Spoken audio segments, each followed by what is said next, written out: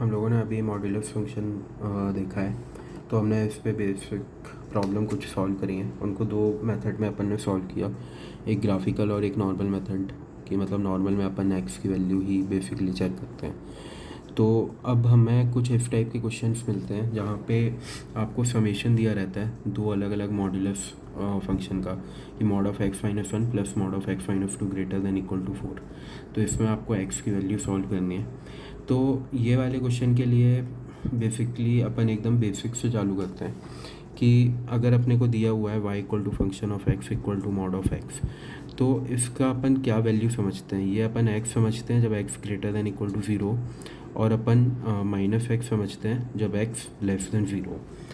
अगर अपन सिमिलरली ये देखते हैं कि mod of x minus one को अगर अपन देखें तो इसकी वैल्यू सिमिलरली हो जाएगी x माइनस वन जब x minus one greater than equal to 0, मतलब x greater than equal to 1 हो।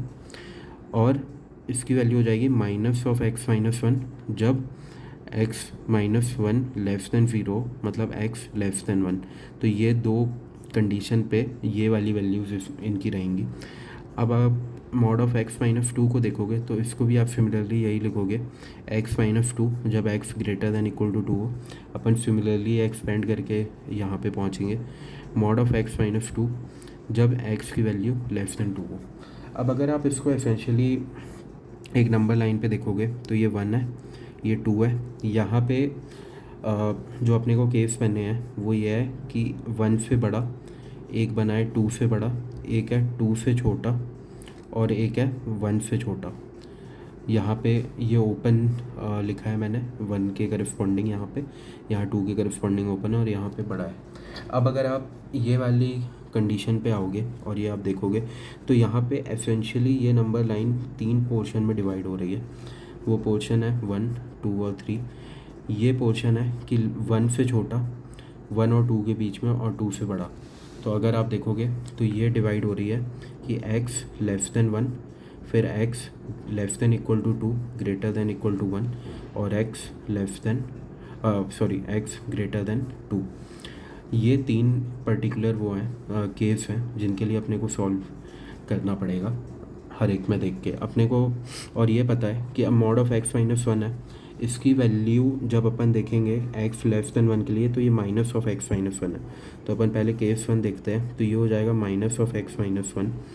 अब mod of x minus two को अगर आप देखोगे तो x लेस देन 2 पे वैल्यू इसकी क्या है, माइनस वैल्यू है। तो x लेस देन 1 वाला अपन केस देख रहे हैं, ये केस 1 देख रहे हैं, तो यहाँ पर भी इसकी वैल्यू निगेटिव होगी, तो ये प्लस होगा minus of x minus two greater than equal to 4। अब आप इसको अगर एक्सपेंड करोगे तो ये आएगा minus x plus one minus x plus two greater than equal to 4। ये आ जाएगा minus 2x plus 3 greater than equal to 4। ये आएगा minus 2x greater than equal to 1। तो यहाँ पे अगर आप वो करोगे कि minus x greater than equal to 1/2, तो ये वैल्यू आएगी कि x less than equal to minus 1/2, ये पर्टिकुलर वैल्यू आएगी। और अपन ये वाला केस जो सॉल्व कर रहे हैं वो कर रहे हैं x लेस देन 1। तो x लेस देन 1 और x less than equal to minus 1/2, इन दोनों का इंटरसेक्शन बेसिकली यही रहेगा कि माइनस इन्फिनिटी से लेके माइनस 1/2 इंक्लूडेड। ये पर्टिकुलर वैल्यू आई अपनी ये पहले वाले केस से। अब अगर अपन दूसरा वाला केस देखते हैं, 1 less than equal to x less than equal to 2, तो यहाँ पे बेटर भी रहेगा अभी के लिए समझने के लिए कि आप नोट डाउन कर लो। इस पर्टिकुलर वैल्यू पे अपन देख रहे हैं, तो अगर आप यहाँ देखोगे कि x की वैल्यू अगर ग्रेटर देन इक्वल टू 1 है तो mod of x minus one की वैल्यू ये पॉजिटिव है, तो ये x माइनस वन आएगा। और प्लस अगर x की वैल्यू लेस देन 2 है, ठीक है, तो वो माइनस वैल्यू आ रही है, तो plus minus of x minus two greater than equal to 4, right. ये वैल्यू आई। अगर आप देखोगे तो x minus one minus x plus 2 greater than equal to 4। अगर आप देखोगे ये हो गया है 1 ग्रेटर देन इक्वल टू 4, जो कि कुछ भी मीनिंग नहीं रखता है। तो ये एसेंशियली क्या है, मीनिंगलेस है। और मीनिंगलेस, और इससे ये भी पता चलता है कि इसके बीच में कोई भी सोल्यूशन नहीं आ रहा है।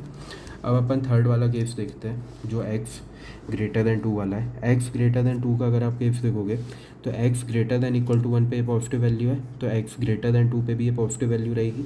X greater than equal to 2 पे ये पॉजिटिव है, तो ये भी मतलब ये भी पॉजिटिव वैल्यू रहेगी। तो अगर आप आओगे और केस नंबर अगर आप 3 देखोगे,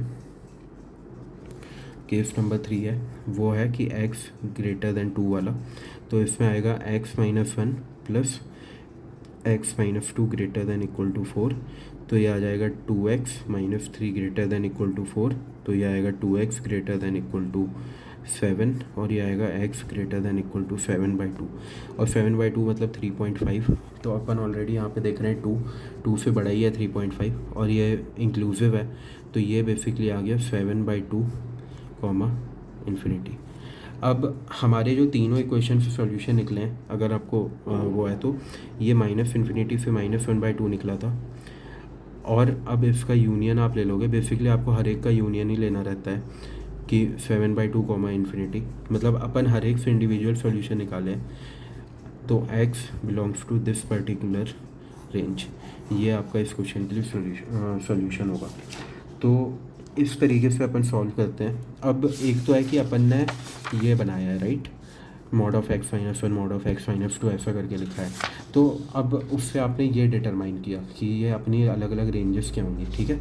लेकिन इसका एक और आसान तरीका है कि अपन अगर अपने को कोई ऐसा क्वेश्चन दिया है mod of x-1 plus mod of x-2 plus चलो mod ऑफ x-4 ले लो, और एक काम करो plus mod of x plus 3 ले लो ग्रेटर दैन इक्वल टू 10 अगर आपको बोला है, तो एसेंशियली क्या होता है कि आप हर एक जो इंडिविजुअल टर्म है उसको 0 से अगर आप इक्वेट करोगे तो x इक्वल टू एक 1 वैल्यू है, 2 वैल्यू है, 4 है और -3 है, ये वैल्यू आई। अगर आप 0 से इक्वेट करोगे तो एसेंशियली आपको इनके बीच का ही निकालना है, तो एक आप निकालोगे, मतलब अगर आप इसको वो करोगे ये आएगा -3 1 2 4, इधर इन्फिनिटी है, इधर -∞ है, तो यहाँ पे आपको जिन रेंजेस के लिए सॉल्व करना होगा वो ये पर्टिकुलर रेंज रहेंगी, ये तो इसमें आएगी रेंज 1 2 3 4 और 5, ये 5 रेंजेस हैं जिनके लिए आपको ये सॉल्व करना पड़ेगा।